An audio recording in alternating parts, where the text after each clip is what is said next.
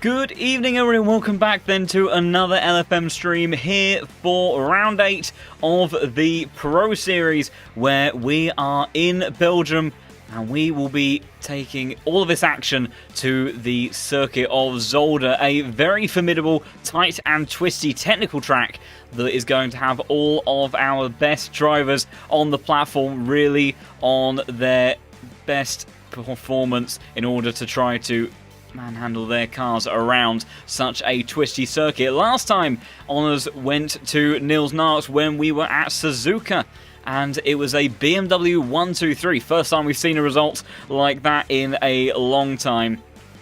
And the M4s with Nils taking his win after returning to the series after quite a time away. And it was the two G2 Esports cars to round out the podium with that inter-team battle going the way of Robbie Stapleford after that one. And there was also more interesting things, as well as just an action-packed race where we would expect nothing left in the top split of the Pro Series.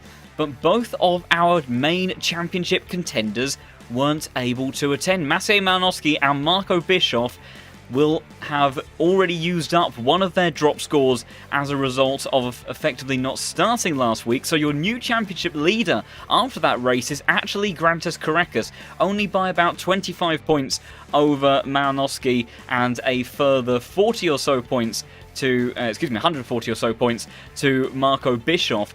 But I have been doing some calculating. Now, that's always a dangerous thing, handing over any sort of mathematical job to the commentator, but I whizzed up a spreadsheet that effectively is taking into account 2 drop scores based on the current championship standings. So even though these results may not be the end drop scores at the end of the season, so out of the 12 maximum races that all of these drivers can participate in, they will be able to drop 2 of their worst results. Some of these guys will have effectively used both of those up already with multiple DNS, the likes going to George Boothby, for example. He's only been able to participate in 3 races this season, unfortunately. But it gives us a bit more of a potentially realistic look at the championship standing. So whilst Grantas Karekas is your net championship leader right now, honours still go to Malinowski and Bischoff for the first and second place spots, with only 150 points separating those 2 drivers. However, with that said, I do believe that looking on our entry list for tonight, unless it's a very late sign up in the next 30 seconds, Maciej looks like he will not be joining us for this evening's action either, whereas his championship rival Marco Bischoff and new championship leader Karekas are both going to be racing. So whilst it doesn't completely remove Maciej from the championship fight, it does mean that he has nothing else that he can potentially leave on the table in the following rounds later on in the season. So I have to see how all of that pans out. But with all of that said and done, let's have a little bit of a look at the circuit that these guys are going to be tackling for this evening's action. 10 turns of absolute madness, start to finish on the run down towards turn 1. Fast corner through here, quicker than you might expect, and then heading through turn 2. All of these corner names I'm probably going to abandon trying to say, because they are quite the handful at times, and then wrapping it through turn 3 into 4. Got to be careful on the exit. There's a very scary, spooky gravel trap there, which can lose you a lot of momentum before going down to the deadly chicane. By far one of the scariest sequence of corners on this circuit and anywhere within ACC. Down the hill into a very tricky complex into the series of S-bends through turn 7. And then wrapping it back round through final sector, down in towards another overtaking opportunity. There's not many of them in towards the hairpin, and then on this next stretch up towards the Jackie X chicane, I can say that one at least, before closing out the lap. So there is definitely a lot of places where these guys can potentially get caught out around this circuit. It's a very, very tricky one to get through, and thank you to our moderators already doing some wonders in the chat. The bots have tried to make their invasion much sooner. We managed to leave them all the way until the final couple of minutes last time around, but they've made their attempt already. So It's going to be very interesting to see how all of these drivers fare. Whilst we do have a couple of missing names, sadly, from drivers that we've seen earlier on in the season, we do have some new ones. We have some newer ones, and we also have some that have returned after a while, which I think could be very, very interesting to keep an eye on. So we will see how all of them get on. The server should be up now, so I shall try to make our way across. So I shall have a look at that.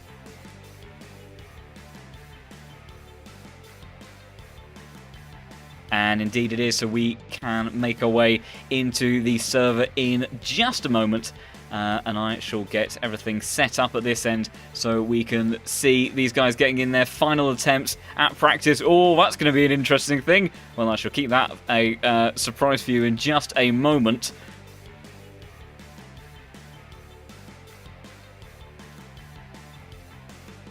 As I sort out just the final bits and bobs over on my side of things, and I think more or less I do believe that is everything. So let's have a look at what that surprise is, and it is, there is rain. Now, this, of course, is the practice session prior to the main event, so we'll have to see how things transpire, but that does certainly give us some initial excitement for the sort of things that we may see coming up in the qualifying and the race. There is a little bit of unpredictability in the weather for this one, as clearly presented in the practice session, and that could seriously spice things up. I mean, without a doubt, this track is going to be a tricky one for the drivers anyway.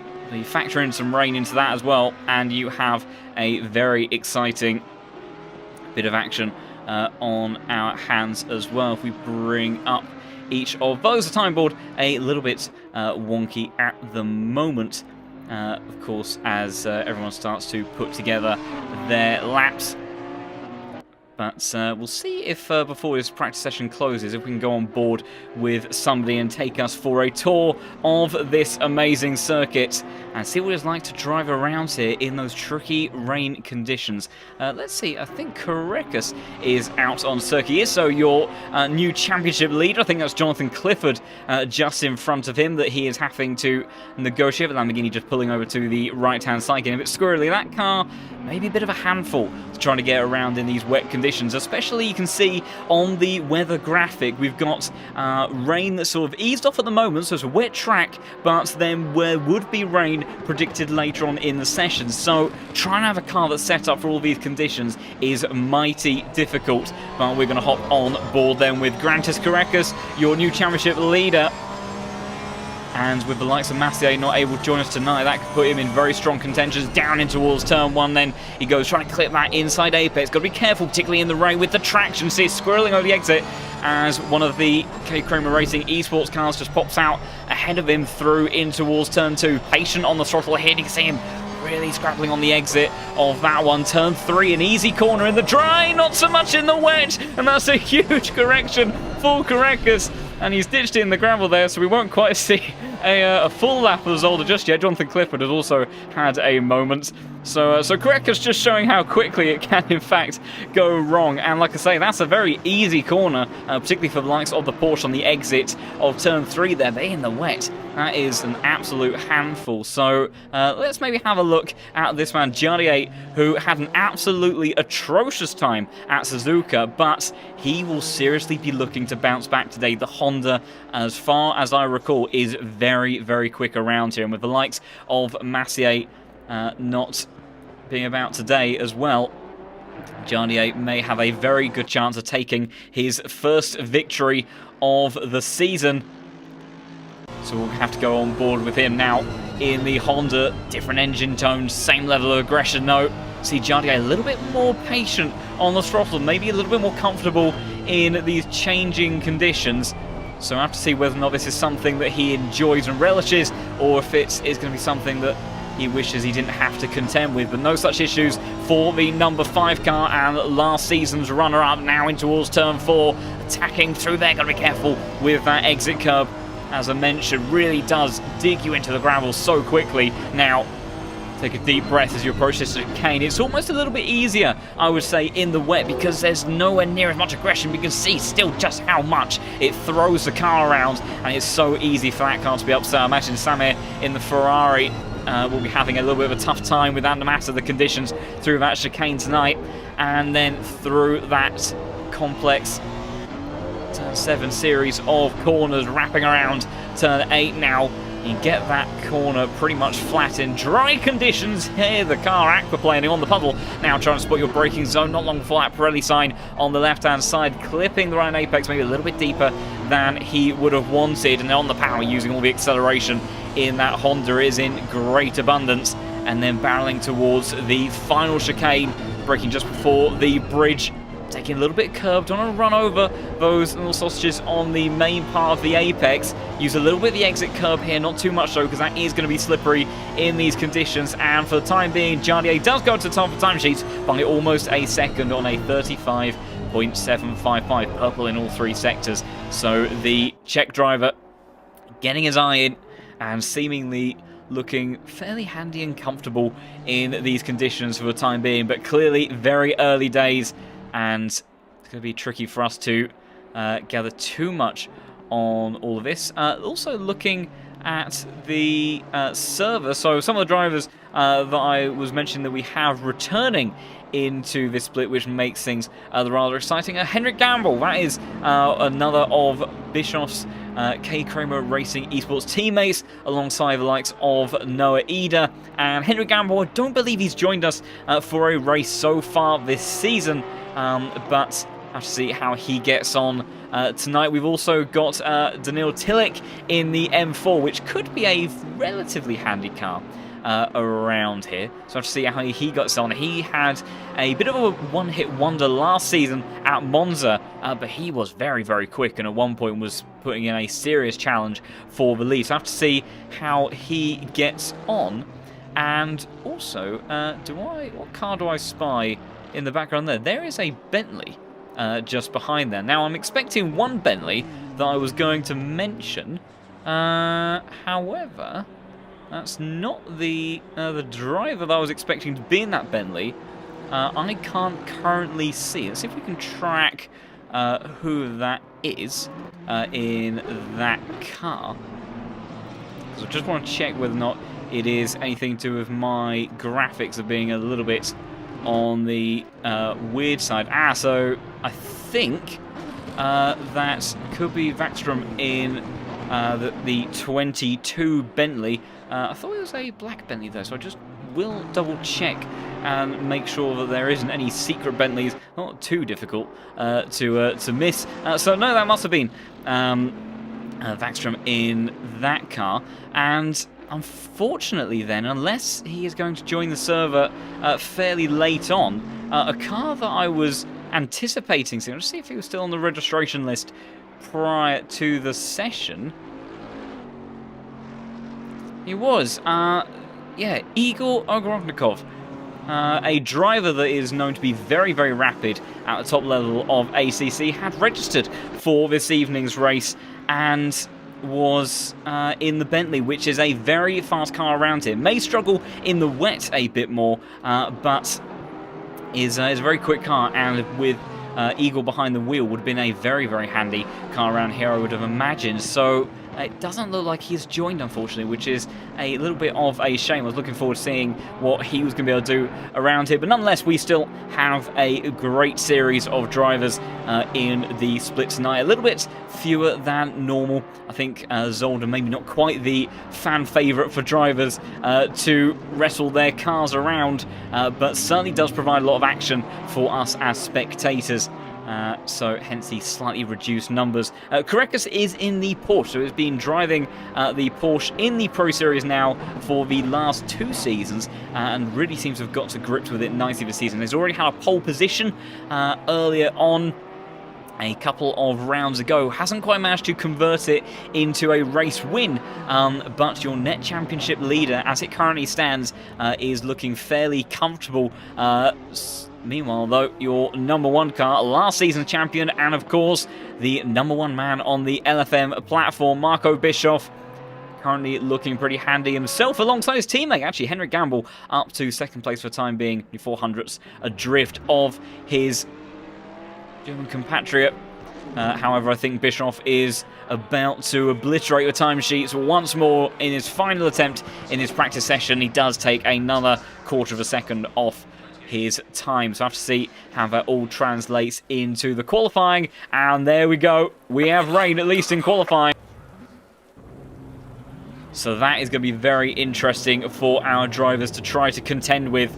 And whether or not it also carries over to the race, we shall have to wait and see. But I imagine there'll be a few disappointed faces on the grid. In actual fact, I think we've unfortunately already lost one car since qualifying. We did have 22, and now we seem to be down to 21. So I'm not sure exactly who it is that has gone missing in all of that. But yeah, that's going to make it a tough one for these cars to contend with. And it looks like it was going to be Nardzinski first out on the circuit. But it is going to be Karekas, who will try to see if he can put a lap together a bit more cleanly than he did when we went on board with him, as Nardzinski has already fallen victim to the deathly chicane that is turn 5. And already on his formation lap, there was also a yellow flag out at the exit of turn 2 as well. So these tricky conditions are going to be very difficult for some of our drivers, despite how incredibly talented they are on the ACC platform.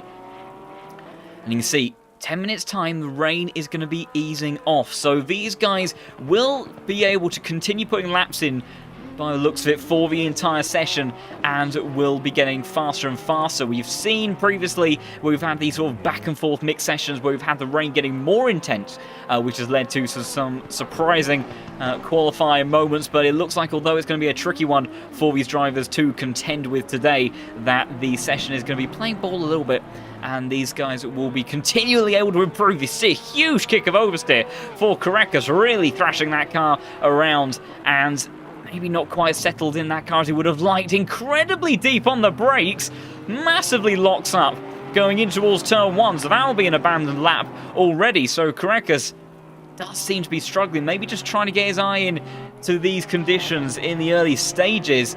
Still obviously has 13 minutes left to try to do so, but Karekas in the number 2 car not quite getting it together in the way he would have liked. And we have another victim again for the Audi of Nardzinski. What has happened to the Valentino Rossi car? Made it through the chicane. Oh, I say that, he's had quite the moment through there, but he did manage to gather it all up just about, and then on the run down towards turn 7 then. And number 16 can't get it. Oh, huge rear lockup.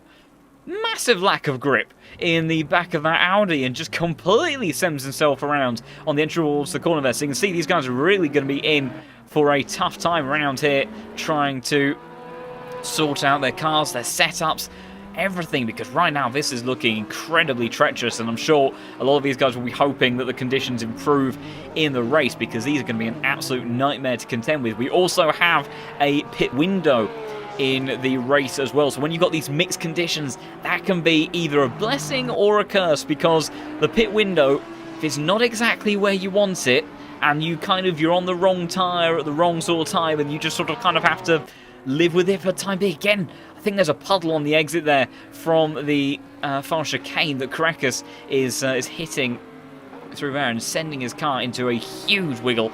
And I'm sure he's generating some additional tyre temperature. The first clean lap comes through from Pavel Labush in the number 15 BMW. As, almost 4 minutes into this session. That is the only clean lap. As there we go, it starts to flurry in now. Thomas Lely in the 23 Honda. That's the name I still struggle with, unfortunately. But it's immediately displaced by a very quick time. First into the 39s and the first under the 40-second mark.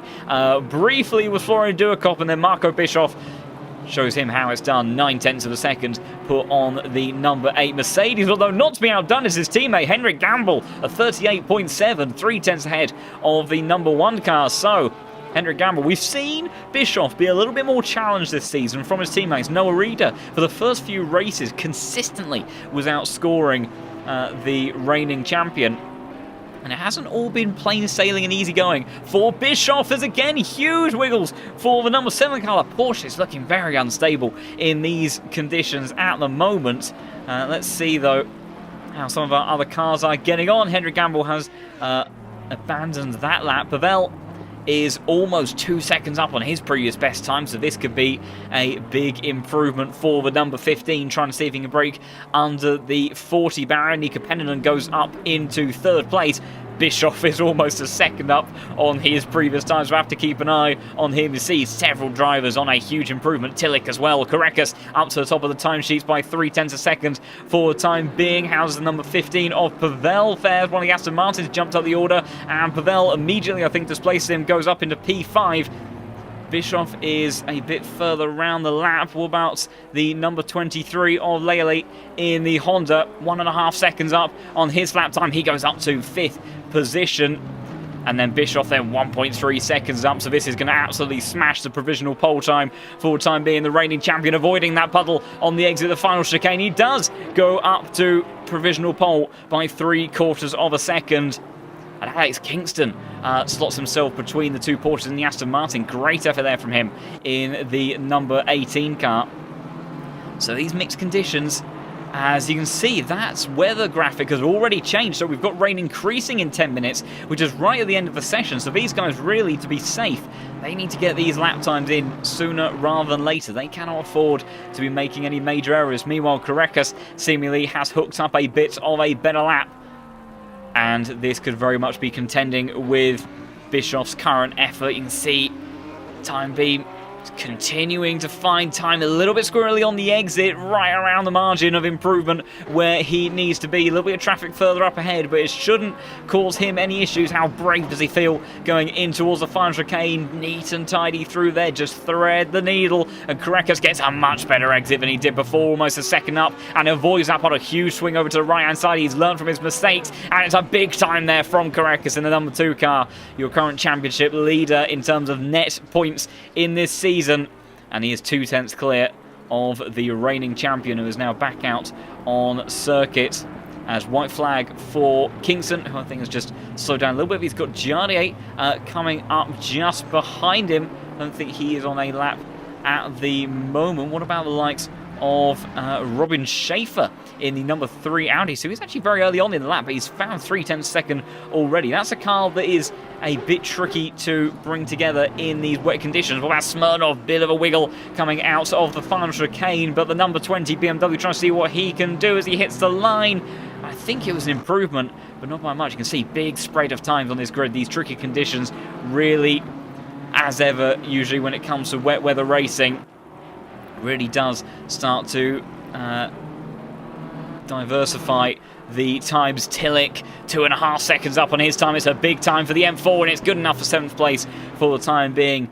And not quite the fastest of the BMWs. Pennanen still holds those honours at the moment, but 7 minutes left on the clock, so still time to try to put in some improved effort. Speaking of which, Pennanen trying to do just that, clobbers the curb on the exit final chicane, possibly a little bit more than he would have liked on the run up towards the start-finish line. It's good enough, though, to get himself up to 3rd place. So the M4 working nicely right now in these conditions. Very stable platform in that car. Meanwhile, Robin Schaefer's just hit the line. He was on improvement. He goes up to P3 in the Audi then in the number 3 car. Who else? We've got Henry Gamble, 1.4 seconds up on his previous lap time, and that would displace Karekas if he could get it nicely hooked up through a final sector. Jardier's also found 0.8 on his lap. But what about Henry Gamble, the number 7 car, trying to show who is the faster driver within the K. Kramer Racing Esports? We've seen G2 competition, and how does Gamble fare? He fares very well. 0.3 of improvement over Karekas for him, and a 37.2 for the number 7 car. We'll have to see Bischoff, how he fights that one. He's just started his lap time, so the delta sorting itself out a bit. Still improvements further down. Jardier now going purple and mode, 1.4 seconds, and he goes up to the top of the timesheets. A mega time there for the Honda. Almost runs into the BMW just in front of him by 0.07 of a second. The number 5 car, the man that's looking for his first win of the season, and really, if he wants to try to contend for this championship, he needs to turn it around today. And I think he is very much aware of that. And that's a rare mistake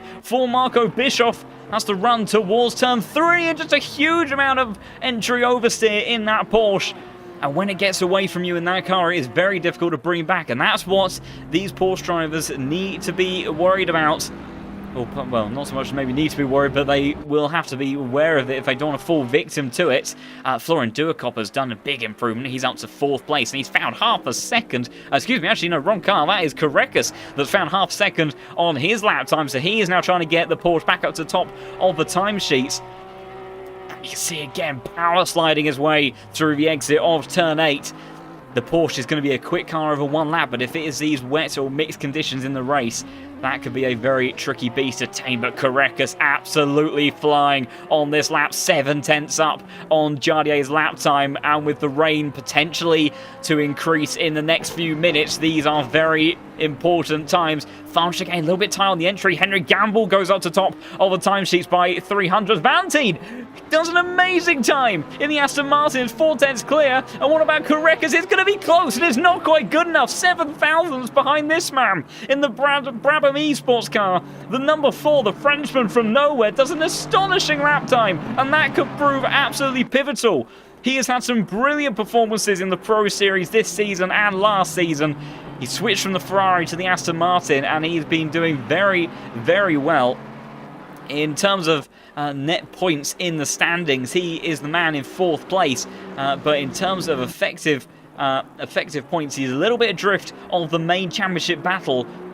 But maybe with performances like this, that could see things turn around, especially with the likes of Malinowski not racing this evening, but Karekas not wanting to be outdone. 3.5 minutes left on the clock, though he's lost a bit of time on the exit of a chicane. I think very brave on the entry, but losing it on the exit. Still finding time, though. Very aggressive over those curbs. 3/10 up now for Karekas in the number 2 car. Trying to see if he can hook up this lap. Neater on the exit there, and you can see that's benefiting him. Just gaining a few hundredths. But when the 7 thousandths is the margin to the man at the top of the timesheets, hundredths end up being a very healthy margin indeed. A little bit deep, though, through that chicane. The hairpin. That's back down 3/10, so there's still more time left on the table, but it's looking like it might be good enough. There's multiple yellow flags out for the number 16 and the number 11 on circuit, but Karekas then trying to bring back pole position to his way and make it a second for the season. He does go to the top of the timesheets on a 36.397. Mega lap time there from him in these closing moments of qualifying. Marco Bischoff, though, 7/10 up on his lap time, and he is sending it fully. Valentine, I think, has just had a moment and brought out the yellow flag. See if we can catch what happens to him. Oh dear! I'm not sure if that was actually a moment or if he was just getting off the racing line, maybe resetting some tyre pressures or something like that. Where is Bischoff? Oh, it's the Bentley. Number 14 of Igor Ognodkov has joined the session, so he will be on circuit. He hasn't left himself much time to get a lap together, but expect that man to do wonders in the field. He's a very, very quick driver and will certainly be one to watch. Marco Bischoff, though, 1.2 seconds up on his lap time, but I don't think it's going to be good enough to snatch pole position on this one. He will have 2 more chances if he does 2 more fly laps, but it's up to the front row for the time being. Displaces the Aston Martin, but not good enough for pole position at the moment. Jardier, also improvement from him. 4.5 tenths, 5 tenths, a much stronger exit out of turn 8 there for the Honda.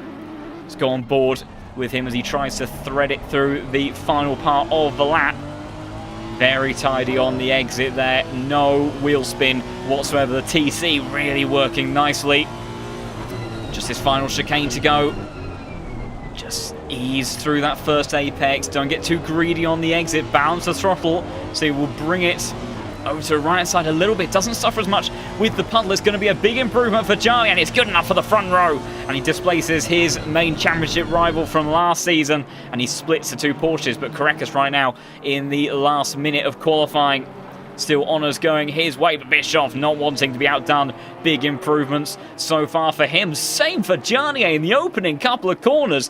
Has found about a quarter of a second, losing a little bit on the run towards turn 4, but Jarnier then still not done and certainly not out of this fight. He has got a bit of potential traffic in front of him, although the traffic is Karekas, so this is going to be a little bit of a an interesting one, but Jardier right now absolutely flying. Florian Duacop, no more efforts from him. Only good enough for P4, but good effort. A huge send over the chicane for Jardier. Oh, and he's lost time on the exit there. He still is up overall, but that was an absolutely humongous leap over the curbs. And that is the lottery that you play here at Zolder, as Bischoff is going to not start. Oh, he has actually got time, though, to do another flying lap. So he went purple in the first sector, but lost time in the second and third. Splits the Porsche and the Honda. But the number one car right now, not number one on the grid. Jardier has continued to lose time. Carreras not improving either. Henrik Gamble could be a late contender for this one, and he has got half a lap left to go, so do not count out this man. Could we see another challenge from one of Marco Bischoff's teammate to try to be the lead car from the K Kramer Racing esports team? We'll have to see. It's not going to be improvement for Carreras. Jardier sent it through the final chicane, but he's not going to improve. I don't think. It's very close on the deltas, but nothing from him. Henry Gamble's abandoned the lap, so it went wrong for him. But what about this man? Valentin Barrier, the Frenchman in the Aston Martin, flying through turn 7. He went up to the top of the timesheets briefly. He is improving once again.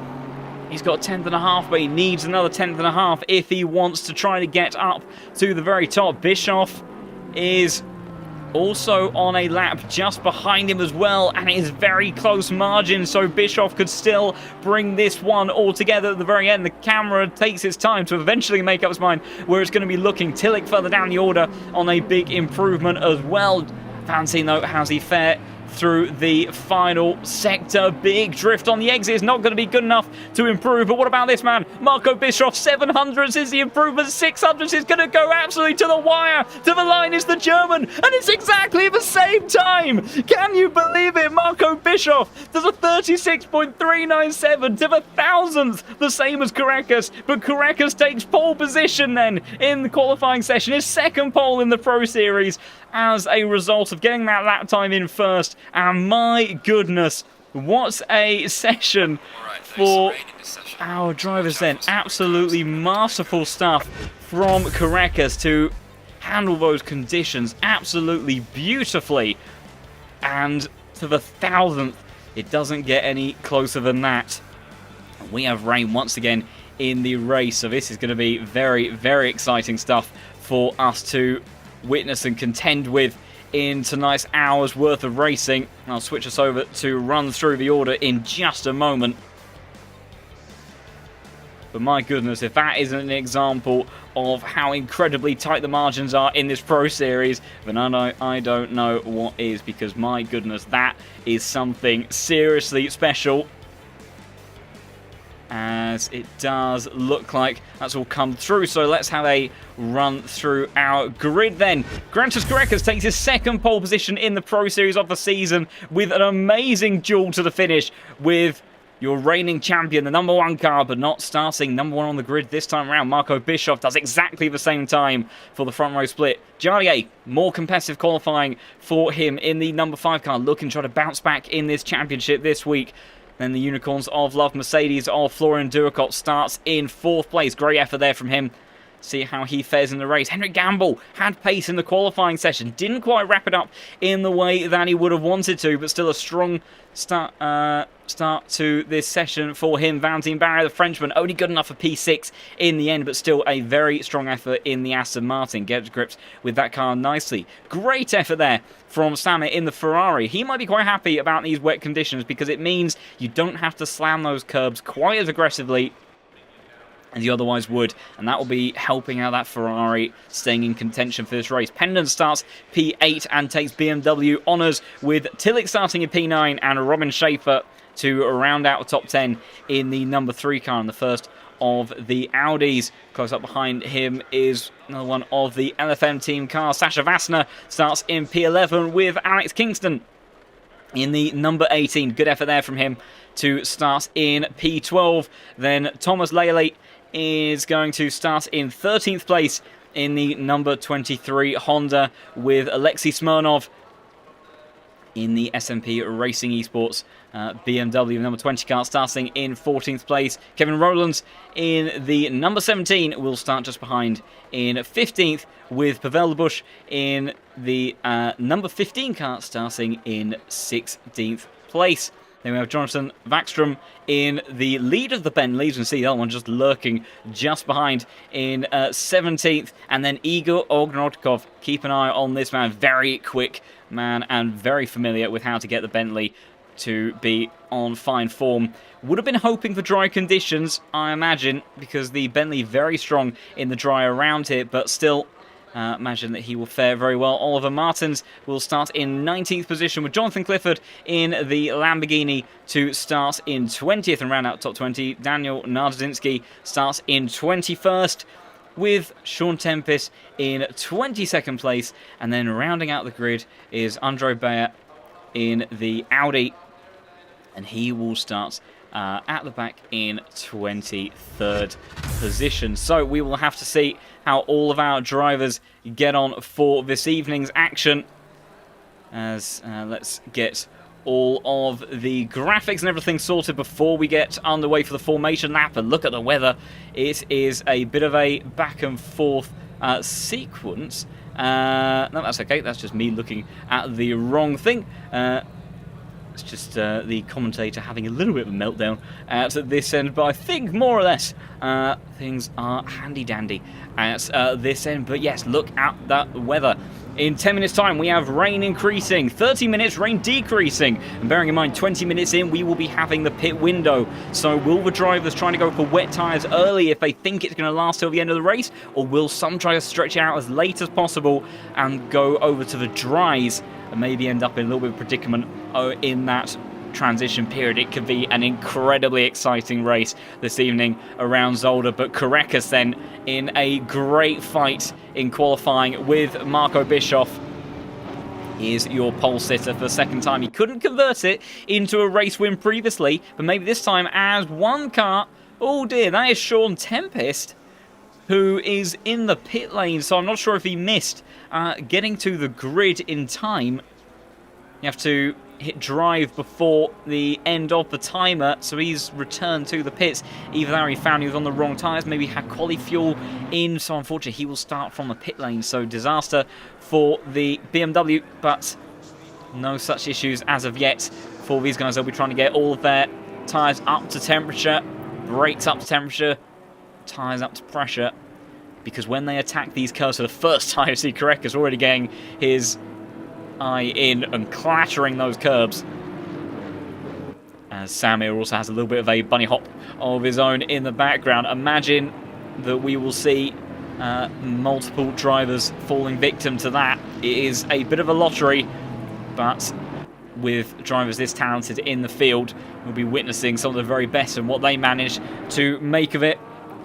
And hopefully we won't have any calamities on lap one. I did rather commentate to curse it last week. It didn't happen where we were discussing it, but it did definitely happen. So I'm hoping, fingers crossed, that we don't quite have that this time. But Zolder is a very tricky circuit, and also it's one of those circuits where, due to the lack of overtaking opportunities inherently, with quite short straights, not too many heavy braking zones, it does have a tendency to bring out the additional aggression from drivers really trying to extract any opportunity that they can find.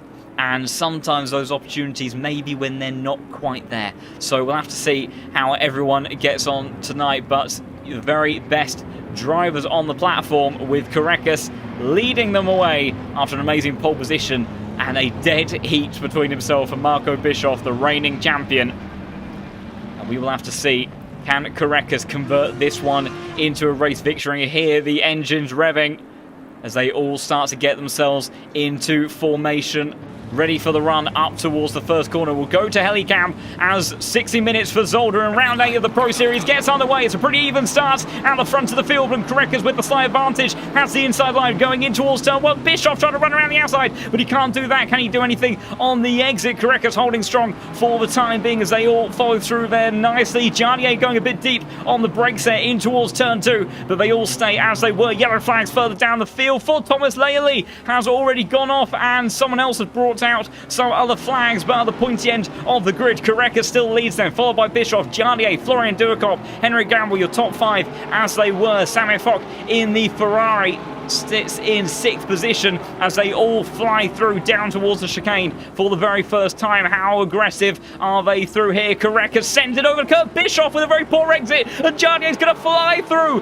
in the Honda, and maybe even Florian as well in the Mercedes. Can he do anything on the run down towards turn 7? Surely too far back for a dive there, but Marco Bischoff already suffering from the dangerous curbs as Nico Pennanen gets sent from behind of Tillich, that was, down the inside in towards turn 7, but thankfully they all managed to get through there cleanly. I think there was a couple of other moments just before, as also we've got Narzinski that's gone to the pits. I'm not quite sure why it is that's happened. I saw some other cars get shuffled down the order. I think Robin Schaefer may have been one of them.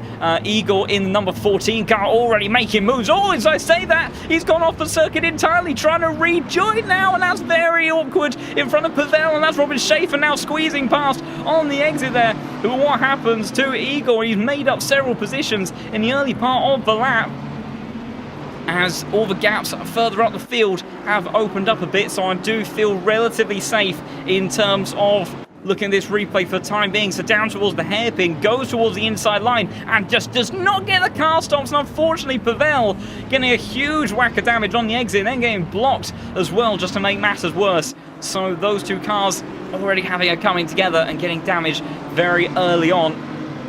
But it is Correcas who leads the way by 1.2 seconds. Jardier has managed to hold on to that P2 spot after that mistake from Bischoff. How do they fare, though, on the next run through the chicane? Francis Correcas taking his line there, jumping over the curb. Oh, and he's off! He's off! Correcas in the wall! Correcas next already falling victim of the chicane, and Jardier leads, followed by Bischoff, and Correcas now with damage on the car, down to 5th place. Oh my goodness!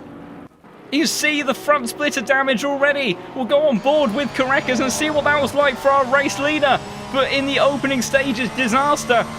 Also, Tillich has made his way up to P7. We'll try to see that in just a moment. The number 2 car takes the curb, clatters the second apex, and just gets sent into the wall. Nothing he can do, and he sees his hopes of a victory in the Pro Series falling from his grasp once again. But Jardier capitalising on that immediately, and now has gained 2 positions in 2 laps, and finds himself in a very strong chance of a win potentially. Meanwhile, we've got Smurdov battling with Kingston just outside the top 10 on the run towards the final chicane. Jonathan Clifford also having a hunch, trying to go around the outside. Surely not. Keeps his nose in it. Brilliant racing between these two. Kingston sent towards the exit curve. There's the puddle. Remember that he's going to probably lose him a bit of momentum. Jonathan Clifford trying to get involved in all of this as well, but he's got Bentley behind in the form of Martins that he has to be wary of. But a brilliant move there from Smirnov around the outside to get up into 11th position. Wide moment in the background, I think, for Pavel. He does manage to just about gather it all up, as Oliver Martins again trying to put pressure onto the Lamborghini in front. The Bentley, though, getting very squirrely on the exit of turn 2. Meanwhile, Valentine has managed to get momentum. I think Tillich has gone wide on the exit of turn 4. And the Aston Martin going straight on through and capitalising on that one. No such issues for the Aston through the chicane. They all get through there neat and tidy. Jardier and Bischoff still at the front of the field. Bischoff with the fastest lap, only by a 1/10 of a second. And it's one thing to be quick around here, it's another entirely to try to make a move, especially in these tricky conditions. But Jardier then leads by a second. Sasha Vassner trying to put pressure onto the BMW in front of him, on board with the front splitter of the number 11 car now. You can see all of that spray being kicked up. The rain not getting any more intense for the foreseeable future, and will drop off around the halfway point in the session. So very important stuff for some of our drivers to contend with, as Valentine going a little bit deep through the chicane there. That may be an opportunity for the BMW, is it? If he can get a strong exit out of the final corner. He has managed to gain a bit of momentum, but I don't think it is quite enough to make a move just yet. There's also further down the order, Robin Schaefer, a little bit adrift of Pavel Lebush in the BMW just in front of him. And we've also got Thomas Laley and Sean Tempest very close to one another. That BMW started from the pit lane, so he's already managed to get onto the back of the cars in front of him, but not quite in a position to make a move just yet. Nico Penn a little bit squirrely on the exit. Everyone making their way through the chicane safely so far. Once again, the gap at the front hasn't really changed. Although, also just to be noted, Florian, currently in third place now, capitalizing on some of those mistakes, hasn't set a valid lap time yet, so he needs to be careful not to get track limit warnings very early on in this session. Martin's got very close to the back of Clifford on the run down towards turn 7. But the Bentley struggling to get the power down. The big bad V8 in the front of that car is very agile, surprisingly agile, actually, out of all these cars. I do believe, if I'm not mistaken, it's actually the lightest car on a completely flat BOP, no additional ballast in play. I do believe the Bentley is actually the lightest car, and it also has a weird characteristic that it has. It's the only car where its centre of mass is more biased towards the front than the rear, even in the front engine cars, as that's Narzinski that has pulled off. All that's on the entry to the pit lane, so that is a very awkward spot. Hopefully no one's going for a pit lane entry. So far, Sean Tempest diving down towards the inside into the chicane, and the number 12 car is going to have for company. It's a drag race out there as Narzinski flies across the grass and regathers himself. The Honda now fighting back. Laley on the exit towards turn 1, but the BMW sending it down the inside once more. Side by side between these two, battling for 21st position, and Thomas Laley sent a little bit onto the gravel there, losing the momentum, and the M4 does make the move stick, but great scrap between those two drivers. And now things have just spread out a little bit. You see drivers absolutely clattering those curves in the background. Once again, it's gone board with the likes of Jonathan Clifford spray right in front of him as he comes through a chicane. He is taking no risk whatsoever, but no risk, no reward. And I think Martins, who is in a car that is much more capable of taking those curbs, is putting him under a lot of pressure. That's where the Bentley is going to be very quick. You can see, though, really taking a chunk of curb there through that turn 7 complex, as Valentine now close up to the back of Samet. Aston Martin, very drivable car. Ferrari, quick in a lot of these corners, but of course struggles tremendously when it comes to each of these curves. I have to see, it's I think Jonathan Clifford. Jonathan Clifford's around further down the order. That's the exit of the hairpin, and the Lamborghini has gone wide in an attack from behind from Martins. Make that 2, 1 in the rear and then 1 on the front splitter as well, just for good measure, and the Lamborghini sent tumbling down the order, so not what the American driver would have been wanting there. Valentine hasn't been able to do anything about Samet in front of it in the Ferrari. Martin's trying to, I'm not sure if that's for another overtake or to regain a spot after that contact with the Lamborghinis. But we've got the Aston Martin of Kevin Rowlands in front of him. Very close margins again between Laley and Sean Tempest. This battle and scrap still raging on for 20th position now, with Jonathan Clifford having dropped just behind. Also Igor Ognarkov in 15th position, put in Martins under all sorts of pressure as well. Looks like the Honda will have to stay behind for the time being. How does Igor fancy his chances? Maybe towards the chicane. That's a brave move to try to make, as there's been a swapping of position between Valentine and Samir then. How did that all unfold? It was a drag race out of the chicane, and the Aston Martin all the way around the outside. And I think in actual fact Samir may have backed out of the throttle there. Maybe he knows that he hasn't got the pace realistically to contend with the Aston. Doesn't want to lose too many positions. As again, this little three-way scrap for 13th place. Still, that's a big moment there for the Bentley, and he may have another Bentley for company. Igor, which way does he go? He looks left, and he forces a bit of a half-defensive move from the number 19 car. Has gone on board with Igor, as he's now switching to see right-hand drive in this car. Of course, this car built in the UK, swapping a faster lap between Jardier and Bischoff then. Honours going towards the German on the last lap, but only by a tenth once more. 7/10 separating those two. You can see all of the spray being kicked up off the front, or off the rear, excuse me, of the number 19 car. Igor trying to find a way through, can't do it just yet. But Oliver has that Bentley all over his gearbox as Sean Tempest is battling once more. He was very close to Andre Bayer, the Audi just in front of him a moment ago, but he hasn't quite managed to maintain the proximity through the first couple of corners. Maybe, though, good drive out of the chicane, or out of turn 3, excuse me, so maybe an opportunity. Eagle, though, does get a run through turn 4. How did that one play out? I have a feeling that Martens has just gone a bit deep, and he's had to completely back out the throttle there, and that has allowed Igor, the number 14 car, to get himself up to 14th position. Meanwhile, white flag for Narzinski. Was there a moment there for the Audi? And see, it was squarely on the exit, but nothing too chaotic, so I think that's just the leaderboard being a bit overly sensitive. Meanwhile, Sean Temp is very deep on the brakes towards turn 7. It's a very wonky line through there, but thankfully not too much harm done. But these guys do need to be careful about track limits. Also, look at the weather. 10 minutes time, the rain is going to ease off. 30 minutes, we still have rain, but it is light rain. And the question is, will it go to dry conditions, or will it just go to a light drizzle later on in the session? The BMW now continuing to put all sorts of pressure onto the Audi just in front. Can Tempest make a move? He's not going to be able to, but Kingston is on the exit of the chicane, has swept past Smirnov, and see, I think that was a wonky moment for the BMW, and the Aston Martin gets it down on the run towards turn 1. Meanwhile, we have swapping of position between Vaxstrom and LaBouche further down the order. See if we can catch up with what happened between those two. It was side by side between Maxstrom and LaBouche, and then also with Sean Tempest and Andre Bayer. And it was the Bentley that came out on top in the battle out front, and it was the BMW to that position. Meanwhile now, Sasha Vassner, oh, big contact in towards the chicane, and the number 11 car of Vassner stranded. Does get it whizzed around, does he? That's a very scary place to be around. And he is going to rejoin, thankfully connecting no other cars, but that was with Tillich. And you see, I think Sam has had a moment. There's a yellow flag out for the Ferrari. I'll have to see that in a second.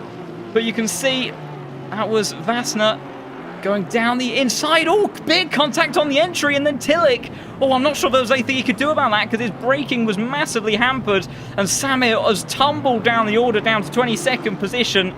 So I will have to try to see if I can see what happens to the number 6 car in just a moment, if the graphic will actually let me switch over. It won't, because, oh dear, Robin Schaefer's now off. Sam is disconnected from the session entirely. Robin Schaefer's gone off all by himself by the looks of it. So after a little bit of calm chaos ensuing on the circuit, the Audi's around at the hairpin. Oliver Martins and Eagle now also battling on the exit off for chicane. I think Eagle may have lost the position. You can see that Eagle, Rodkov has gone completely straight on at the chicane, and as a result has lost the position. So a difficult day so far for the Bentley driver, but another car falling victim there, and unfortunately I haven't been quite able to catch that one. There's so much stuff going on there. Henrik Gamble all over the back of the Mercedes in front of him. Mercedes, a car that should be contending with those curbs fairly well. And Henrik Gamble hunting him down. You see Kareka's just lurking behind. Our pole sitter, went wrong for him on the second lap, and he's still running around wounded in that car. Meanwhile, Jonathan Clifford trying to close up to the back of the Audi of Andre Bayer in front of. Now they're fair to the chicane this time around. Oh, huge chunks of curb for all 4 of them there. But they all managed to get through safely. Up at the front, it is Jardier that still leads by a second, although you wouldn't think it, with Bischoff taking a bit of a dive in towards chicane. I think he outbraked himself just a smidge there, so Jardier would have opened up the gap by a couple of tenths. Fastest lap still in the way of the German. Not much separates them on outright pace, but Jardier right now the more consistent of the two, as Bischoff desperately tries to close in. We saw these two go toe-to-toe on so many occasions last season. It's more been Bischoff versus Massier, although Massier not here today, of course, and will add some complications perhaps into his championship hopes. But the German driver right now trying to see if he can really maximise today's result, whilst the runner-up from last season trying to see if he can redeem himself after what has been a difficult opening 7 races. He was saying that the second half of the season was looking better for pace in the Honda, and right now, despite the very tricky task he has ahead of him with 45 minutes left on the clock and being hard pushed by the number 1 man on the LFM platform, Jardier, with all the wealth of experience that he has in sim racing, doing everything he needs to do right now Meanwhile, Henrik Gamble up to the back of Florian Duacop as Martin's got very close on the entry towards the chicane. They can see how much more confident the Bentley is. Audi taking a much wider line. Look at the Bentley just gobbling up those curbs. No issues whatsoever for the number 19 car. Now he's all over the gearbox of the Audi through the Turn 7 complex. Let's see if we can go on board with this. But you see huge amounts of steering input inside the cockpit. This car everywhere. It looks every time he clips a bundle. It's aquaplaning for days. And he's just trying to keep it on the road for the most part. Very quick hands required right now to keep this Bentley together. Still, 30 minutes time, rain will be decreasing to lower levels. That may favour the Bentley. Oh, what's going on there? As actually, no, I think that's the timing board getting a little bit, getting itself in a bit of a flap. There's no change of position between Gamble and Carreras, despite the initial suggestions. Carreras, though, putting pressure onto Florian. Let's see, go on board the rear diffuser of the Mercedes. You hear that V8 absolutely roaring. Beautiful sound. Although actually I will just cut away because we've got Jonathan Clifford trying to dive towards the inside at turn 1 on Andre Bayer. The Audi leaves in room. Both of them very, very fair racing through there. Lamborghini, is he able to do anything on the run up towards turn 2? Different lines. See, much wider entry. Straightens up on the exit. Trying to carry that momentum towards turn 4. I don't think it's quite worth him. In actual fact, it sends him on a trajectory they wouldn't have wanted. Now we've got a three-way fight for the last of the podium spots. The two Porsches again closing up to the back of the Mercedes. Florian doing a stellar job at the moment, but he is coming under increasing pressure from Henrik Gamble and Grantis Carreras, and Van Zyl is not too far away either. So the pressure that the man in the Unicorns Love Mercedes is coming under is increasing every corner. You see Carreras trying to just show his nose. Henrik Gamble almost into the back of the Unicorns Love Mercedes. Sean Tempest has also made up a move, still finding positions. As he has Pavel, I think, almost like got out of the way of the BMW, as also in the meantime the gap between Jarnier and Marco Bischoff has come down tremendously, so now it's just a couple of tenths of a second. Last time round, half a second in favour of the German, so Jarnier, the initial pace advantage that he had, maybe coming out a little bit unstuck on the last lap, has to try to keep his head together. We'll see the next trio flash through our screens in the background. There they are, Florian Duacop, followed by the two Porsches and the Aston Martin Van Zyl. Now they fare through the chicane.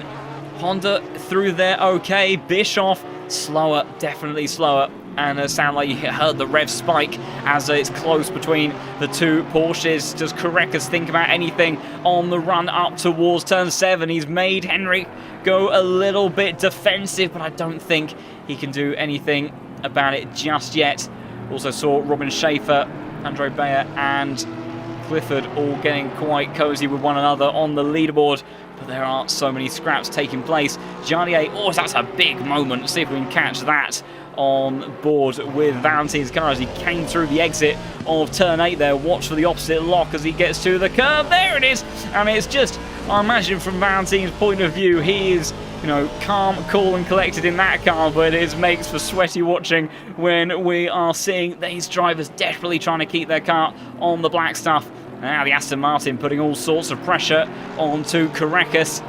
As we've also got another three-way tussle lining up further down the order. We've got Sean Tempest, Pavel Lebush and Thomas Laley in the Honda. Also Robin Schaefer for company in all of this as well. The camera decides that we'll see the action as and when it chooses. And there we go. And as they all now fly down towards the chicane, not quite close enough to make anything stick. Oh, Vassner now losing the position to Kevin Rowlands. Is he down towards the inside at turn 1, swapping there on the exit. The Aston Martin trying to cut back on towards the outside of turn 2, trying to see if he can do anything in that car. Unable to find room just yet. That's the wrong car. Apologies. As the pit window now opens, but I don't imagine we'll see anyone going in just yet. Nothing swapping around there. But what about further down the order? LaBush has lost time. Robin Schaefer also trying to capitalise on all of this scrapping. What took place here? Oh, you see LaBush completely going wide at the entry towards turn 1 there, so I'm not sure what happened to the number 15 car exactly. That's a couple of awkward moments that he has had. Meanwhile, Marco Bischoff now again close up to the back of Jardy, only 4 tenths behind.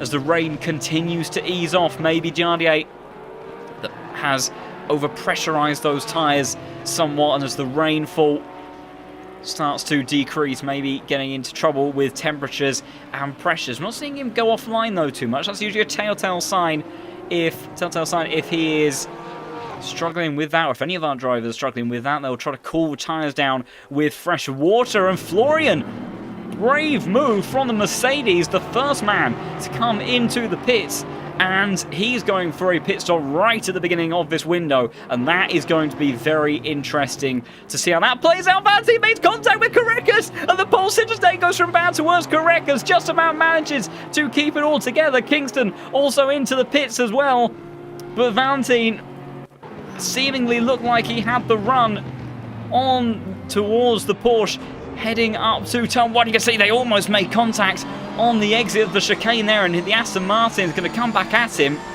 The momentum was in favour of the Porsche initially, and the Frenchman, I think, he's just going to outbrake himself a bit. He does just catch the back of that car, and then we'll see Valentine go through, and Carreras recovering just behind, but the pole sitter's day not going the way he would have liked, so I'm sure he might have something to say about it. We've also got some more cars that have come into the pit. So Florian Ducop has emerged in a bit of clean air. He's got some drivers further up the field in front of him, but he's got a bit clear air for now, and that is very important if he wants to make that strategy work. We've also got the likes of Bayer that has come into the pits. He is out pretty swiftly. I think Kingston has been in there for a long time. Number 15 of the Bush is in there as well. Robin Schaefer coming to pit. So a lot of drivers starting to serve their pit stops. Meanwhile, 7/10 of a second separates Jardier and Marco Bischoff. You see we're descending further into the evening, and that's going to make trying to spot your apexes and braking points even more tricky. 4/10 of a second faster was Marco Bischoff last time around. Fastest lap of the race as well, a 35.475, well clear of anyone else's efforts. As a reigning champion, trying to use all of our wealth of skill that he has inside of a car that he is very familiar with. Of course, Jardier swapping over from the BMW from last season to the Honda. Hasn't quite served him in the way that he would have wanted to, but he's been extracting decent pace. As, see, once again, Bischoff clattering those curbs. Really has to be so precise and careful. You see, with this darkness setting in and all that spray being kicked up off the number 5 car in front of him, so tricky trying to follow through here, let alone find an opportunity to overtake. You compare that to what Jardier can see. It looks more like a Sunday drive. He has got the menacing reigning champion in that digital mirror just above his dashboard, but other than that, it's a little bit more sedate to the thunderstorm that Bischoff right now is looking to have to contend with. And what's more concerning is that these aren't even the worst conditions, far from the worst conditions that we can have in ACC. So I suppose if nothing else, the drivers will be thankful for that. But just over 25 minutes into this race, and Jardier, after inheriting the lead from the mistakes of both Porsches that started in front of him, still lead by a small margin. See, different lines there. Jardier gets all of his braking done very wide on the entry and then swings it through turn 1. Bischoff playing more with the back end of that Porsche. Notorious, or was that would have cost him a little bit of time on the exit of turn 2 there, just putting a wheel on the curb. Would have spun out tyres just a little bit. But yeah, Bischoff really playing with the lift-off oversteer in that Porsche. This is why the Porsche is so difficult to drive, as Florian Ducop is into the pits again. So what is going on for the Mercedes drivers? So the very early pit stop, what on earth has happened for the Mercedes then? So the man that was P3 in this race has come into the pit stops one more. Has he got a drive-through? That's the only other thing I can think of, as I've just completely clicked onto a different car entirely. That's not what I wanted to do at all. Has he got a drive-through penalty? Because I did say that I saw he had invalid laps earlier on, and it does look like he's pulling up to a pit spot. So no, it's either that or a stop-and-go 30-second penalty. I'm not quite sure. We'll have to see how long he's in the pits for, but not good whatsoever for Florian, who was on for by far his best result of the season. For one reason or another, has completely gone down the pan. And the Mercedes now firmly out of contention for that podium. See if he has got going again as of yet. It's going to be a little bit difficult to try to work out. But yeah, that has not gone the way that Ducati would have wanted whatsoever. White flag out for Tempest, but doesn't look like anything too extreme for the time being. So all of our drivers can see we've lost so much light visibly, and it makes it that much more difficult for these drivers to try to contend with these tricky conditions. Also, looking at the weather, 30 minutes time, we are still going to have light rain. So I would imagine that we are going to have wet weather as Sean Tempest is next to dive into the pits, and probably capitalising on a point that I was about to make, that it doesn't look like we'll be making our way to a dry track. It will be a drier track by the end of this race, but will not be dry whatsoever. So I imagine it'll be wet running, wet tyres more importantly, because you can get away with slick tyres in lightly damp conditions.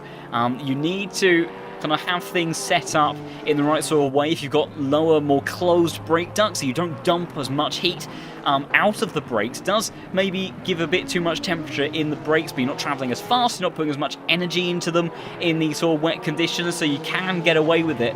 And that additional tyre, the temperature that you can then dump into the tyre, can sometimes fire up the slick tyres in these damp, greasy conditions a bit better. But usually, if there is any amount of rainfall still on the circuit, chances are it's going to be wet tyres. In that case, you want the brake ducts fully open. You want to be driving offline as much as possible down the straights to cool the tyres. As Valentine now comes into the pits, you can see a very tricky pit entry for some of these guys. I want to see if we can. It'd be nice if we can get on board with somebody. As we've got flashing of the lights there from the Audi. In actual fact, Smirnov is going to go into pits, so we'll see what it's like from his point of view. See, windy chicane on the entry there. Does force you to slow down to a much more reduced speed. Meanwhile, at the front of the pack, Bischoff again, fastest final sector last time around, and only 4/10 adrift of Jardier, putting all sorts of pressure onto the race leader. But still, the number 5 car in front of him, not cracking. But you can see absolutely lurking all over the gearbox. Henrik Gamble just brought the white flag a moment ago. Oh dear. That's clearly a moment into the Shadow Realm. Has had a brief connection issue, but thankfully so brief that it's not caused a full disconnect, and Henrik has been able to continue completely okay. I'm sure from his point of view, absolutely nothing happened, but from ours, that was looking rather spooky for just a moment. But thankfully, the man that currently sits in 3rd place, and that is realistically net 3rd place as well, after Florian's big mistake. As, let's see, Ducati is back out of the pit. So, and looking at his lap time, so it was a 2:35 with the lap that included the pit stop. I have to try to see what someone else's lap is like. So Smirnov has just come out of the pits as we get a lovely face full of trees. That's very helpful. And oh dear, that's awkward. He's emerging just in front of our race leaders. So blue flag, see flashing of the lights already from Jardier there, because he has Bischoff hot on his heels, and he's got enough things to worry about. This is probably the first time in a while that Jardier's had to contend with the spray. Flashing of the lights again from Jardier. And the M4 is going to swing over to the left-hand side of the road and gets out of the way for both of our race leaders. And Jardier does get through a chicane cleanly, so he'll be breathing a sigh of relief. In actual fact, it was Bischoff that had a wonky moment through the chicane. So unfortunately now Smirnov's time is going to be a bit compromised. It will be a bit slower than it otherwise would be, but Tempest. Oh dear, Robin Schaefer completely off towards the chicane there. What on earth happened? The Audi just doesn't look like he got it stopped. Didn't at all. Completely outbraked himself. Had to take avoiding action. Did a great job of trying to keep it vaguely pointing in the right direction. But has lost him a huge amount of time. And I'm sure that Sean Tempest breathed a sigh of relief when he saw the Audi closing in rapidly towards his gearbox. But thankfully no collisions. Sean Tempest's outlap was a 2:33, which was a typical pit stop time, I do believe. So, oh, that's Tillich down the inside of Pendleton towards the hairpin there, muscling his way through on the entry, and Pendleton now trying to fight back on the exit. Scrap between the two M4s. Tillich, though, does get through for the time being. Can Pendleton do anything on the run down towards the chicane? It's Battle of the Honours for the M4s, and Tillich is then going to go straight into the pits, and Pendleton will continue to stay out. So these two don't want to lose too much time scrapping in their battle, but that was certainly muscling his way through at the hairpin. But looking at the outlaps for some of the other cars, it does look like, Valentine a 2:32, so a 2:35 for Florian won't have been a stop-and-go 30-second penalty, so he didn't speed in the pits. So that additional pit stop, he just must have made an awful, awful mistake. I'm not sure if he got the tyre pressures completely wrong, maybe didn't put enough fuel in, or I'm not sure, but that is a disaster for Florian. I'm sure he will be gutted, very disappointed with himself for that, because that is a big chance at a all-season personal best in the Pro Series. Gone out of the window, and he'll be now just looking, trying to see if he can work his way up to some decent points. But we know he's got good pace in the car, and still just under half an hour left on the clock, as Johnny has made a mistake. Bischoff now trying to capitalise on the exit of the hairpin. The German driver now side by side with the Honda. Johnny trying to fight back, using all the top speed on the run towards the chicane. What do they do? Johnny trying to fight back. Bischoff leaving him almost over, but around the outside is the number one car, and he gets through. But Johnny, can he do anything on the exit? The man who's kept his cool all so far this race. Now it goes wrong, and he does lose a race lead. Does he think of anything towards turn one, as Bischoff got a little bit squirrely as well? But he does hold the lead, so the number one car goes into the lead. Meanwhile, Igor has, I think, disconnected from the server. There's a yellow flag out for him. I'm not sure where that's happened from, but I've got a feeling that the Bentley driver has left the session. But Jalier then, out of nowhere, I think he just had a lock-up on the run-up towards the hairpin, and after desperately trying to keep the hard-charging Porsche behind him for this race, now falls out of his grasp. And is that going to be race victory over and done with, as Bischoff already hard-charging away 0.7 of a second between himself now and the man that's been leading this race since the second lap?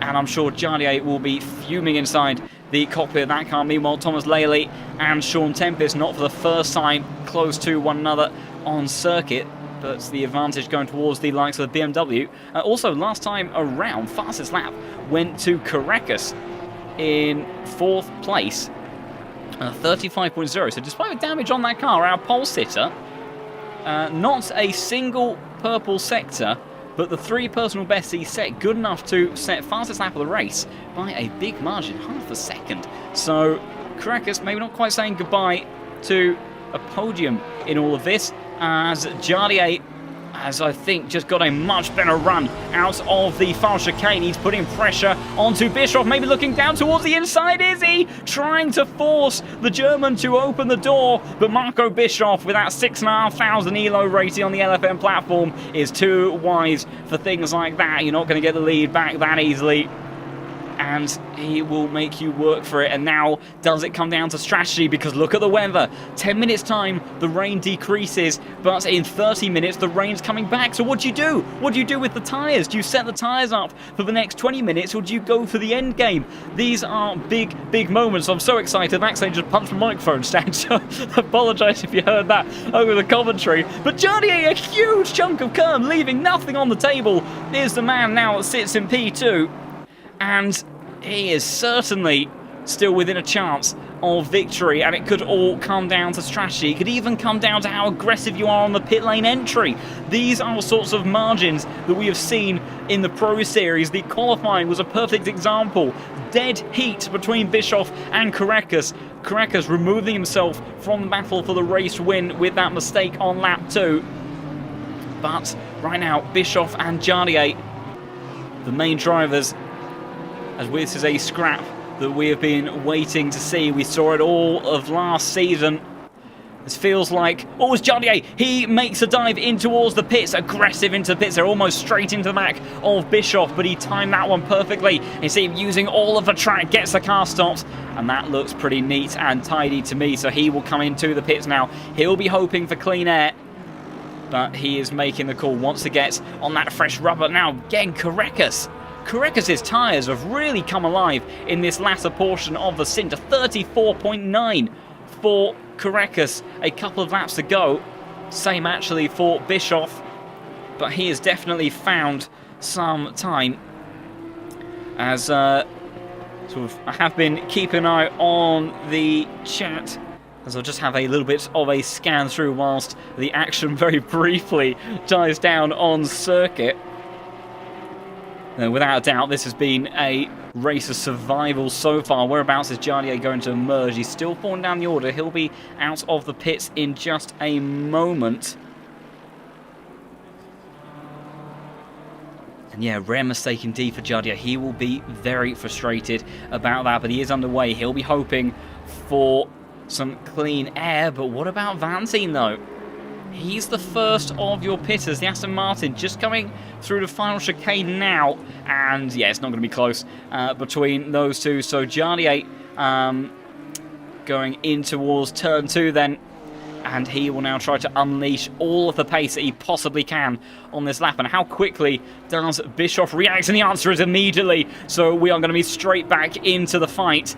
Bischoff looks like he went a little bit deep there. Really trying his best to get the car sent through the chicane, and I think Karekas has just come in behind him, but it looks a little bit scrappy for Bischoff, and bear in mind there was only a couple of tenths separating himself and Jardier on the last lap, so let's go on board with the Honda. And see, Czech driver just filtering his way through. Henrik Gamble now becomes your new leader. Florian, recovering through a field, goes up to 13th position. How does the fresh rubber on this car, you could hear him dipping a wheel into that puddle, still even with the slightly lighter rain that we have at this point in the race, is definitely a tricky one to contend with. Whereabouts is Bischoff? Bischoff is underway. And he's got a bit more of the pit lane left to go, so we'll stay on board with the Honda. Can the number 5 car reclaim the lead of this race? It's a bit of a weird one for how the cars emerge. We'll see the spray. I think that's Bischoff that you can see just behind the barrier. Jardier coming through turn 1 there, but it's the Porsche that is way ahead of him. His tyres won't, of course, be quite up to pressure and temperature just yet. Jardier will have a tyre advantage, but Marco Bischoff, with that lap later pit stop, going for the overcut strategy, has opened up a decent, healthy margin over his main race rival. And Jardier will have a lot of work to do. Meanwhile, Vantine absolutely flying at this stage in the race. 34.6 for the Frenchman in the Aston Martin. And that's a very good point, actually. Very observant of those in the chat regarding the number 1. So yes, those number 1s referring to the mandatory pit stop. For whatever reason, those haven't disappeared and they haven't registered. They most certainly did do their pit stop, so I'm not quite sure. So I think, unfortunately, that's just going to be a little bit of a leaderboard issue with all of that. But yeah, very eagle-eyed amongst you. So you would have done very well in the quiz at the end of the race. Vantine, though, putting pressure onto Karekas, as he is in a very good place with his Aston Martin at the moment. Oh, as I say that, as he goes very wide, I completely curse the Frenchman there as he came through the exit of turn 8, trying to keep his foot flat to the floor, I think. Yeah, just completely understeers off the circuit, and the barrier chops across in front of you. And that would have given him a scare inside the cockpit of that car, but thankfully does gather it all up in time. Some of our other drivers coming into the pits. As meanwhile, closest battle now on circuit is Sasha Vassner versus Nico Peninen. BMW M4 holding on to that position for the time being, as the pit window is about to close. So a couple of drivers making their pit stops now at the very last points where they can, and you can see we are definitely going to have rain increasing at the end of this session, so it's going to be really interesting to see how all of these drivers have played it into their strategy regarding the tyre pressures. I think Robin Schaefer has been caught out by the chicane again. And on the exit, oh dear, no, he's just actually getting away out of the way of the race leaders very dutifully, and just clipping a little bit of the grass, hence the yellow flag. The leaderboard obviously having a little bit of issues this evening, unfortunately. But Jardier at the front.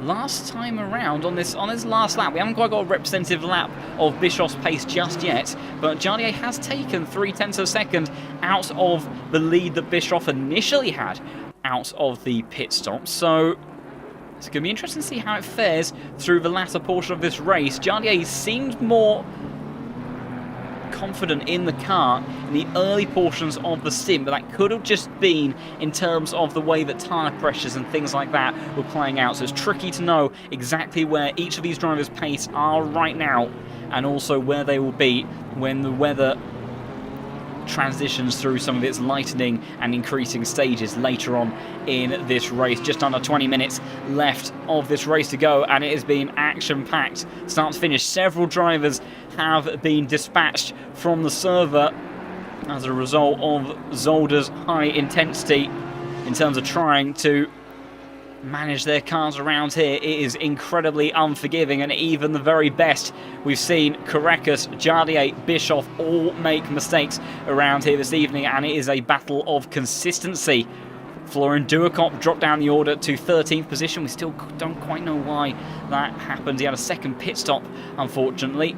Meanwhile, Smirnov in the number 20 car starting to put pressure onto Martins, who apparently is 6 laps behind Kingston in front, which is obviously wrong because the Aston Martin is about more like 6 car lengths. So do apologise everybody for the leaderboard having a little bit of an issue this evening, but Smirnov is putting a lot of pressure as suddenly the gap between Vassner and Pendon closed up down to a couple of tenths a second. Also, just again, Jardier now within a second of Bischoff, so he's taken half a second out on the last couple of laps. So Jardier really not saying goodbye to this one just yet. And, Vassner dives down towards the inside turn. Oh, the BMW's going to be sent off into the grass. Flashing in the lights there as Pendon. Can he come back in towards the hairpin? The sign got sent into a shadow realm, and here comes another send itself. The number 9 car down the inside of Vassner on the run up towards the hairpin as he now tries to get the power down, but the Audi has got the position done for the time being. But Pendon trying to see if he can find a way through. Is he brave on the brakes? The answer is not quite. The Audi maybe a little bit too deep.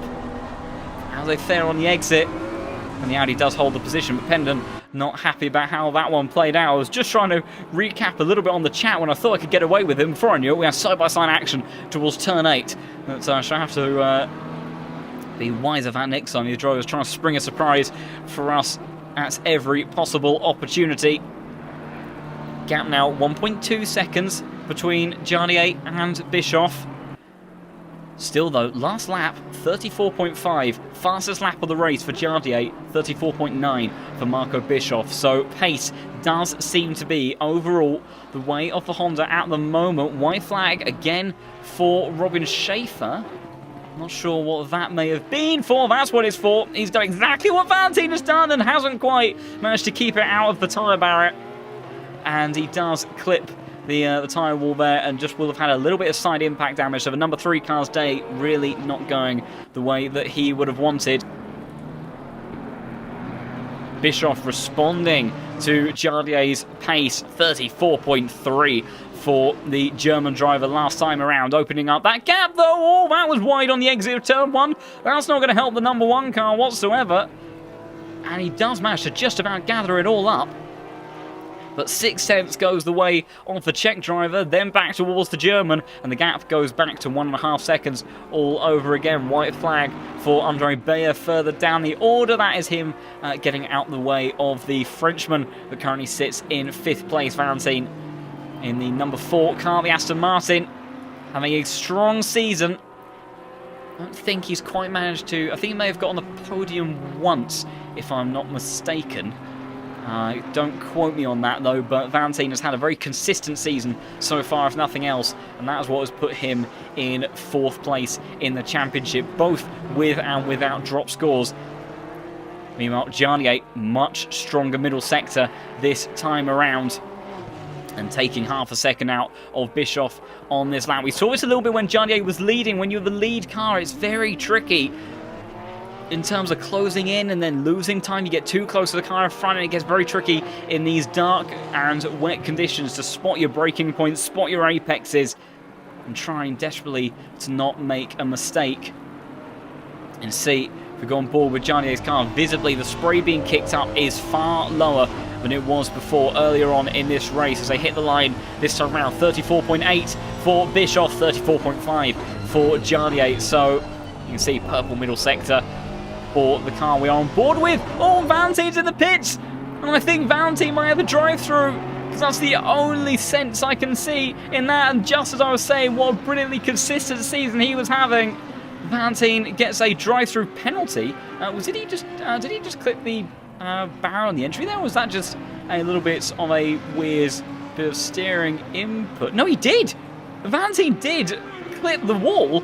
So I think he's got a drive-through penalty. It looks like he's going straight through the pits end, and on top of that, he's just given himself a bit of damage, possibly through frustration and lack of concentration in the cockpit of that car. And a race that would have been another consistent good point score for the Frenchman is likely now to be one that is used as a drop score, I would imagine, as we also just saw behind that it was getting a little bit close between Smirnov and Martins on the entry towards turn 1. The BMW driver going a little bit wide. Someone suggesting that Barrow won in Imola. That went to Malinowski, I believe. I remember that Smollett had pole position, and then he had a very weird moment at the beginning of the race, and I believe that Malinowski won. Stapleford was second, and if I could be wrong, but I think it might have been Noah Eder that finished in third, because I think Marco Bischoff didn't have the strongest races. So Valentine still yet to win, but look at this. Jardier, we said he could come back, and now only half a second between himself and Marco Bischoff. 6/10 gained on the last lap, a 34.222 for the Czech driver. Jonathan Clifford has just come out of the pits, so maybe another drive-through penalty for someone else, but this is where the biggest fight is on circuit at the moment, although I imagine that Valentine may be putting some pressure on Smirnov in just a second. How do these two fare through the chicane? Bischoff trying desperately to see if he can keep it all together. Jardier absolutely throwing everything he can at the chicane, but pretty even between those two. But you can see the track is going to get wetter in about 10 minutes time, so the rain's going to come back in at the very end of this race. And will that be a blessing or a curse for this charge from Jardier in the latter stages? We will have to wait and see. And will Bischoff be able to hold on to that car, flirting with the edges of the track limits? You saw him put a wheel onto the grass. This is where Jardier lost it. No such issues for the German driver, but he has got that Honda lurking in his rearview mirror very heavily. Now Valentine going almost into the gravel on the exit of turn 4 there. Lost himself a bit of momentum as they all fly towards the chicane. We've got Kingston close up to the back of Kevin Rowlands trying to make something happen. He can't do anything, and neither can Valentine for the time being. So this trainer cars staying as they were. 34.1 for Marco Bischoff, so responding to the pace of Jardier then by a couple of tenths. Visibly though, Jardier still very much there, and every time that these two go through the chicane, it is like a feeling of life or death, because it can just get away from you at any moment. Also should be noted that Caracas, despite his issues in the earlier part of the race, is still on for a strong result of 4th place potentially, and even isn't too far away from a podium if he can reel in Henrik Gambler. My goodness, let's get an onboard from that. What is it like inside the cockpit of that Honda? My goodness, get ready for the rodeo of your life through the second part of the chicane. Wham! Absolutely flying through there. As we get a weird, that's a very peculiar, I don't know if anyone else saw that in the virtual mirror. I could have sworn that there was an Audi merging through Jardier's car there. There doesn't seem to be that one on circuit, but Nardazinski is the Audi that I think seemingly was appearing in the image, but thankfully hadn't quite merged in with the number 5 car. But my goodness, absolutely clattering the curbs. That's almost going to start taking some pressure out of the tyres. I'm not sure it benefited him either. The gap now opened up to a second, but still not out of it just yet. As these two, they were the class of the field last season, and today they've been the class of the field once more. Valentine trying to recover after what was looking to be a very strong result. You think about a dive towards the chicane. He's showing his nose, but Smirnov not going to give anything up. You can see this four-way train now heating up. This is where Valentine dropped the Aston Martin a couple of laps ago. No such issue this time. You can see as Martin's also close to the back of Alex Kingston.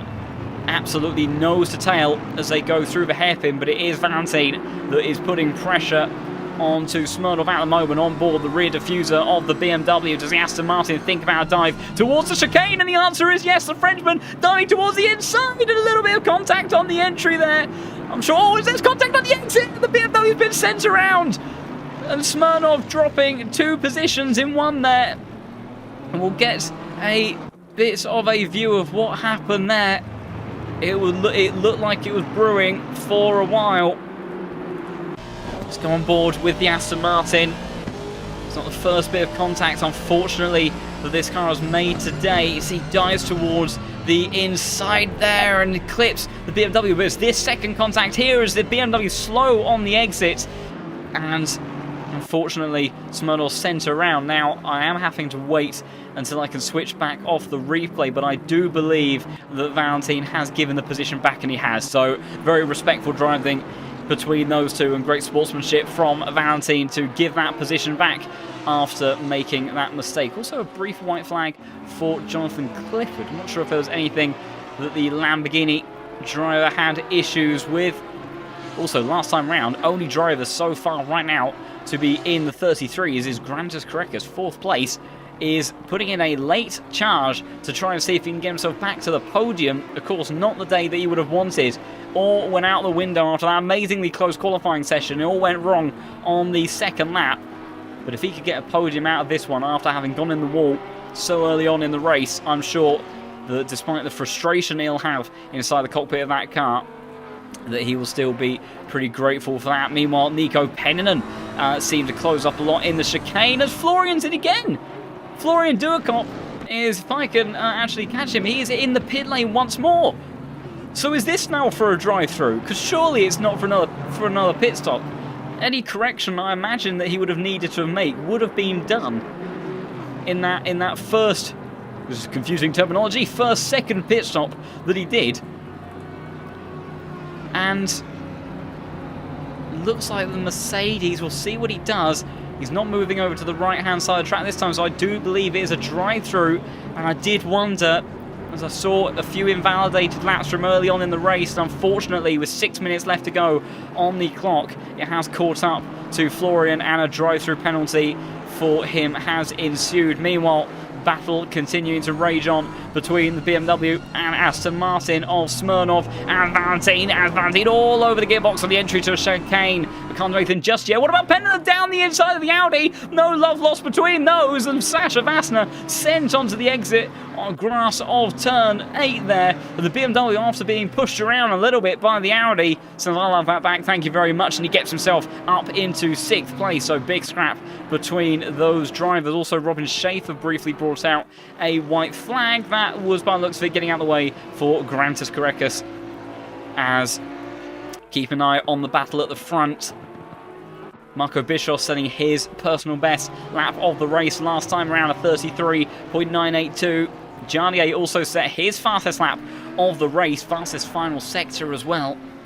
It looks like the rain isn't going to quite intensify at the end, and again, a bit like we saw in the first stint, Jarnier, strong pace in the early stints, but later on, maybe that car just using up its tyres a little bit more.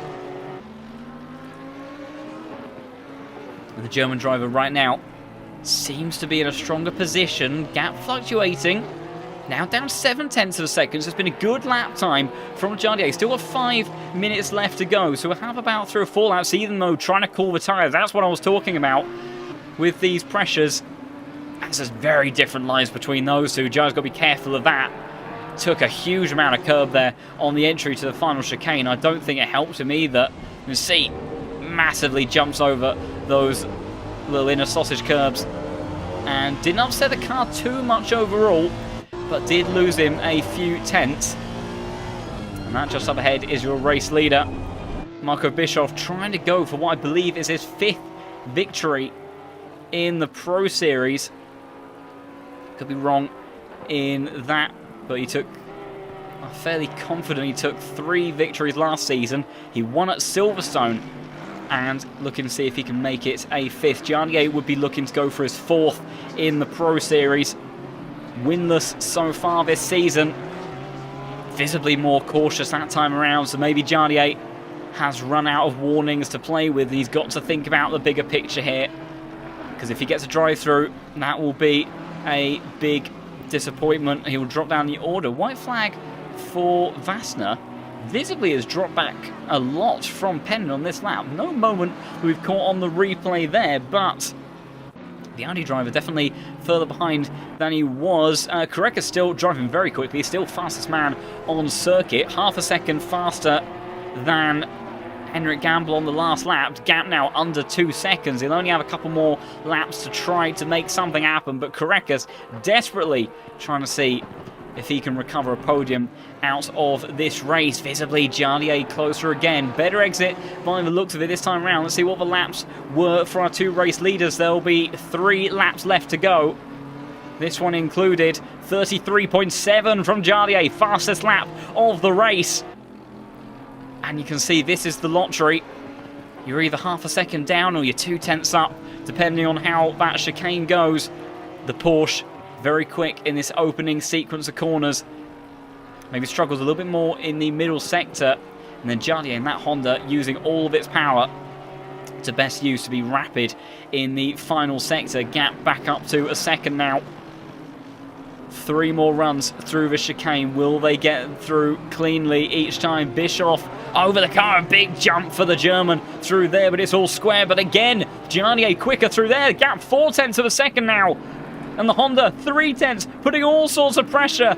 And if he can keep this all pressure up with just a couple laps to go, we could see a last-minute overtake for the race win. The 2 titans from Season 7 leaving nothing on the table and desperately trying to extract everything they can from these last couple of laps. Bischoff would have been willing this to be the last lap, but he's going to have 2 more when he hits the line. Thomas Laley has just come into pit, so I think that's another drive-through for the Honda.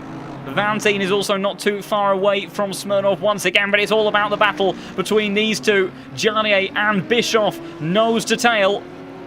Jarnier the closest he has been.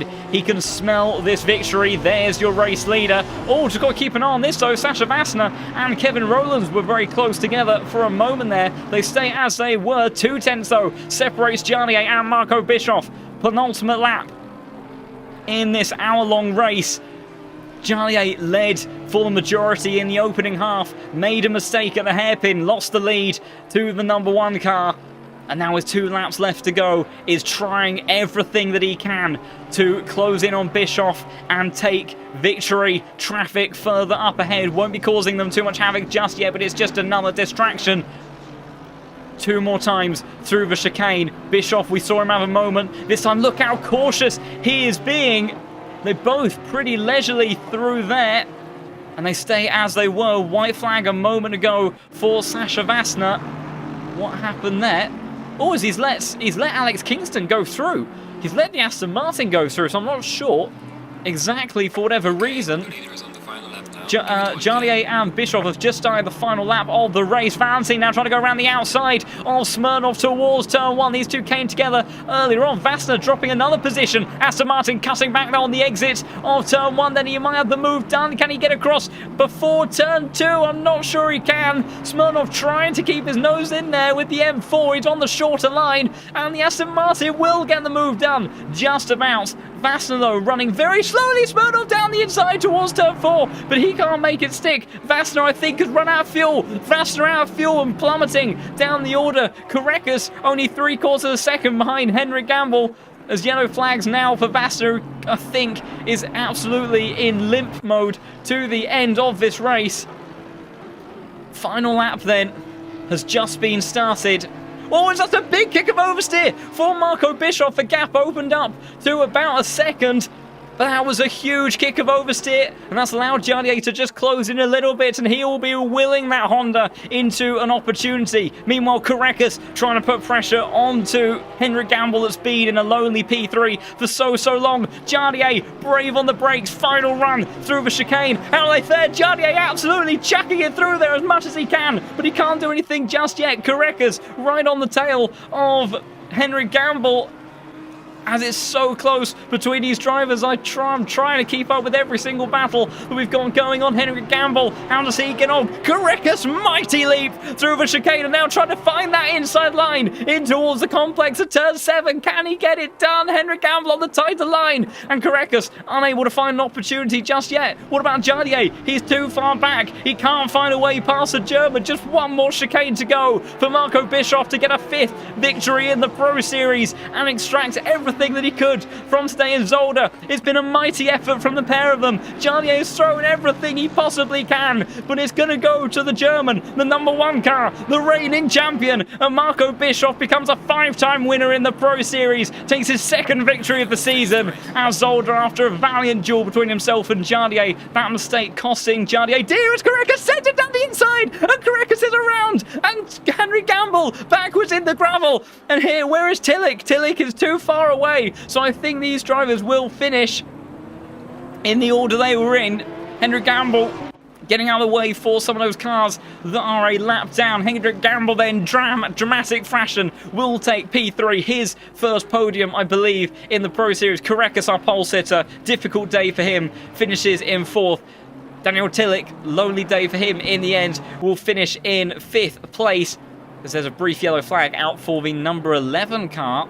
That was Sasha Vassner again, who I think is really struggling at this stage. Oh, it's what's going on there with Florian Durkop and Pavel Lebush. Lebush now on the inside. It's all kicking off in the final stages. Florian around the outside in towards turn 8. Brilliant movement. He's on the grass. He's carrying too much speed. And the BMW coming back now on this side by side. And I think the number 15 car will get the position done. There's Vassner just up ahead. The car that is absolutely just trying to see it to the line. The pair of them might get the limping Audi, and the Audi has nothing that he can do, running on fumes as he is on the left-hand side of the track. Hopefully he can actually get it to the line. But Pavel Lebush is going to hold on to 14th place in the end by the looks of it, despite that effort from Florian. He'll be disappointed. An extra pit stop and a drive-through for the Unicorns of Love Mercedes. And Vassner creeping all the way to the line. Here, that's it. There is nothing left in the tank. Where is the likes of Laley? I'm trying to see who else is out on circuit. We've got Robin Schaefer. He might lend a hand to Vassner, two LFM team members, and you can see this is the view from Vassner. And what does Robin Schaefer do? And I had a feeling he would.